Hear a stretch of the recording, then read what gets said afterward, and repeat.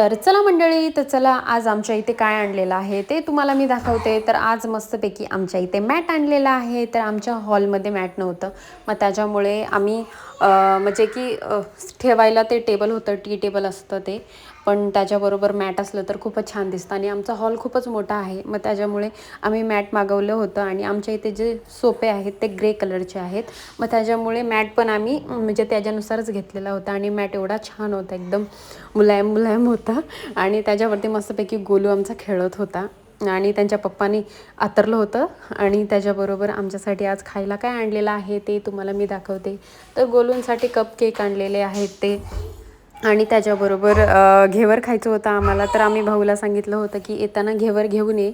तर मस्तपैकी घेवर आणलेला. आणि ती पिशवी काय माझ्याशी फाटतच नव्हती. मग नानी बसलेली बाजूला, मग नानीला बोलले जरा पिशवी फाडायला मदत कर. मग माझी नानी पण थोडीशी हेल्प करत होती. तर खूप छान होतं घेवर.